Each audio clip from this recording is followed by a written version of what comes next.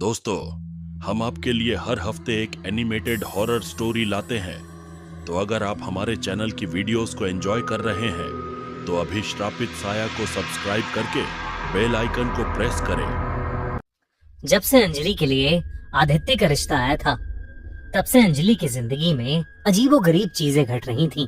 कभी उसका बेहोश हो जाना, कभी उसे चोटें लगना और तो और अजीबोगरीब सपने आना। एक रात उसे अपने सपने में एक भयानक आत्मा भी दिखी। जब ये सब बातें अंजलि ने अपने होने वाले पति आदित्य को बताई, तो आदित्य ने उसे शहर के बाहर एक मंदिर में बुलाया। अंजलि घर से निकलने ही वाली थी कि तभी अंजलि को अपने घर के ड्राइंग रूम से अपनी माँ की एक जोर की चीख सुनाई दी। उस रात अंजलि अपनी माँ की चीख सुनकर अपने कमरे से बाहर निकली तो उसे एक अजीब सी बदबू आई, मानो कोई जानवर मरा हो और बुरी तरह सड़ रहा हो। जब वो ड्राइंग रूम तक आई तो उसने देखा कि उसकी मम्मी बाल खोलकर बिल्कुल सीधे खड़ी थी और लंबी लंबी गहरी सांसें ले रही थीं। उनका चेहरा बिल्कुल सफेद पड़ा था और उनके हाथ में एक कलश था। अंजलि को देखते ही उन्होंने वो कलश उसकी तरफ उछाला। उस कलश में कुछ गाढ़ा सा काले रंग का लिक्विड निकला जो जमीन पर फैल गया।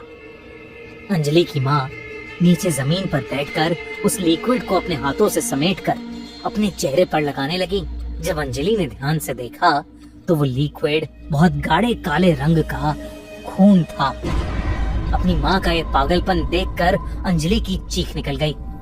उसने घर में पापा को आवाज लगाई, लेकिन वो पूरे घर में कहीं नहीं थे। जब अंजलि ने अपने पापा को फोन मिलाया तो उन्होंने फोन उठाकर कहा कि वो आदित्य के साथ ही मंदिर में है और वो जल्दी से मंदिर आ जाएं। गिरते पड़ते वो अपने घर से बाहर निकली और अपनी स्कूटी पर बैठकर उस मंदिर पहुंची जहां आदित्य ने उसे बुलाया था।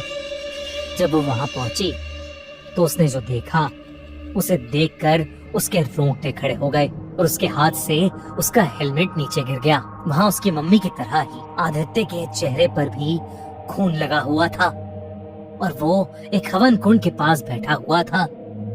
उसके हाथों और पैरों को किसी ने रस्सियों से बांध दिया था और वो पागलों की तरह दर्द में छटपटा रहा था, चीख रहा था। हवन कुंड के दूसरी तरफ उस मंदिर के महापुजारी और अंजलि के पापा बैठे हुए थे और वो दोनों किसी तरह का हवन कर रहे थे। अंजलि को कुछ समझ नहीं आ रहा था। अंजलि बहुत ज्यादा घबरा गई थी और घबराते हुए वो अपने पापा के पास आई और उनसे पूछने लगी कि ये सब आखिर चल क्या रहा है।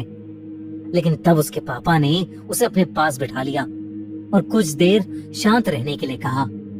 हवन जैसे जैसे आगे बढ़ता जा रहा था, आदित्य उतनी ही जोर से दर्द में कर रहा था। अचानक उसका चिल्लाना बंद हो गया और उसकी आंखें एकदम सफेद पड़ने लगी। अंजलि को ये सब देखकर बहुत डर लग रहा था। तभी अचानक आदित्य का चेहरा बदलने लगा। ऐसा लग रहा था कि मानो उसके अंदर से कोई आत्मा निकली हो और वो आत्मा किसी और की नहीं बल्कि उसी भयानक औरत की थी जिसे सपने में अंजलि ने देखा था। एकदम से उस औरत ने चीखना शुरू कर दिया।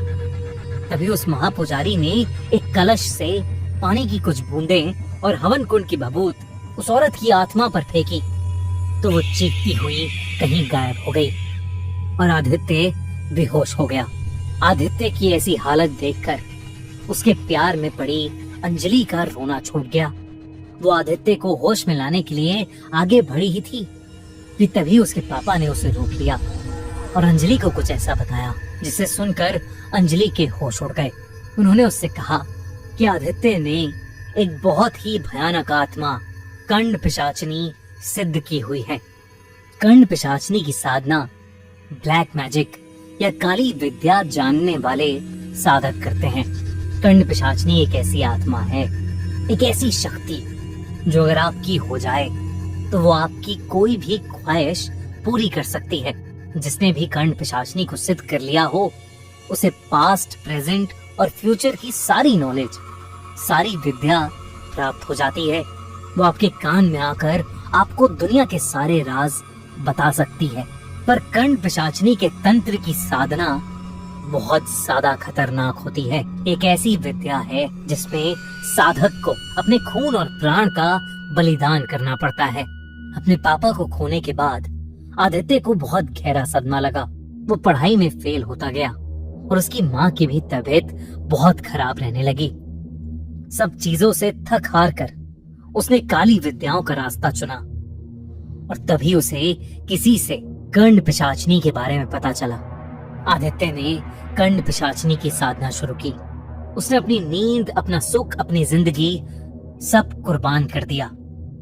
और एक रात जंगल के बीचों बीच जब वो बैठकर कर्ण पिशाचनी की साधना कर रहा था, वो उसके सामने आई। कर्ण पिशाचनी ने उस रात आदित्य की आत्मा पर कब्जा कर लिया था। उसने आदित्य को वचन दिया कि इसके बदले में उसे समय के तीनों काल का ज्ञान प्राप्त होगा, भूत, वर्तमान और भविष्य। तब से आदित्य की जिंदगी पलट गई। उसकी लाइफ में सब कुछ अच्छा होने लगा। उसका स्टार्टअप करोड़ों का बन गया और उसकी माँ की तबीयत भी ठीक हो गई। लेकिन इन सब की एक कीमत थी। उसकी जिंदगी अब किसी और के साथ नहीं जुड़ सकती थी। और अब जब वो अंजलि के करीब आया तो कर्ण पिशाचनी फिर से जागी थी। अंजलि का घर, उसका परिवार सब इस अंधेरों में खींच लिए गए थे। अंजलि के पैरों तले जमीन खिसक गई। अंजलि के पापा ने उसे बताया कि ये सब आदित्य ने ही उन्हें आकर बताया है और वो ये पूजा इसलिए कर रहे हैं ताकि आदित्य और अंजलि हमेशा हमेशा के लिए उस कर्ण पिशाचनी के श्राप से मुक्त हो जाएं। तभी अचानक से बेहोश पड़ा आदित्य जाग उठा और उसकी आंखें सफेद पड़ गईं। उसमें इतनी ज्यादा ताकत आ गई कि उसने अपनी रस्सी खोली और सीधा अंजलि को उसकी गर्दन पकड़कर हवा में उठा लिया। आदित्य अपने वश में नहीं था। वो बार बार एक औरत की आवाज में जोर जोर से हंस रहा था। अंजलि चाह कर भी कुछ नहीं कर पा रही थी। उसे आदित्य के अंदर वही भयानक कर्ण पिशाचनी नजर आ रही थी। वही महापुजारी जोरों से मंत्र का जाप कर रहा था और अंजलि के पापा आदित्य को रोकने की कोशिश कर रहे थे। और तब आदित्य ने अपने दूसरे हाथ से अंजलि के पापा को इतनी जोर का धक्का दिया कि वो मंदिर की दीवार पर जा टकराए और बुरी तरह चोटिल हो गए। अंजलि अब धीरे धीरे अपना दम तोड़ने लगी थी, पर तभी उस महापुजारी ने जोर का एक मंत्र पढ़ा और पूरा कलश का पानी आदित्य पर फेंक दिया, जिसके बाद आदित्य पागलों की तरह चिल्लाने लगा और वो हवन कुंड की आग में गिर गया। ऐसा लग रहा था कि जैसे उस आग में आदित्य नहीं बल्कि वो खौफनाक कर्ण पिशाचनी जल रही है। कुछ ही पलों में वो कर्ण पिशाचनी उस आग में से निकलकर कहीं गायब हो गई। महापुजारी ने जल्दी से आग बुझाई और आदित्य पर हवन कुंड की भभूत लगाई। आदित्य के शरीर पर एक भी जलने का निशान नहीं था, पर आदित्य उसी समय बेहोश हो गया था। जब उसे होश आया तब आदित्य हॉस्पिटल में उठा। पूरे 10 दिन बीत चुके थे। आदित्य को हवन के दौरान क्या हुआ ये कुछ भी याद नहीं था। आदित्य का एक दोस्त उसके साथ बैठा था। उसने उसे बताया कि पिछले 10 दिन बहुत बुरे बीते हैं। इसी बीच आदित्य की माँ की हार्ट अटैक से डेथ हो गई और साथ ही साथ उसके स्टार्टअप का सबसे बड़ा कॉन्ट्रैक्ट भी कैंसिल हो गया था। उधर अंजलि आदित्य से प्यार तो करती थी, लेकिन वो अब फिर से अपने और अपने परिवार वालों को खतरे में नहीं डाल सकती थी। इसलिए उसने आदित्य से अपना रिश्ता भी तोड़ लिया। उस दिन आदित्य को समझ आया कि उस कर्ण पिशाचनी ने उसे जो भी दिया था उससे कहीं ज्यादा उससे छीन लिया था। हमारे चैनल श्रापित साया को अभी सब्सक्राइब करें, क्योंकि हम हर हफ्ते ऐसे एनिमेटेड हॉरर स्टोरी लाते रहते हैं।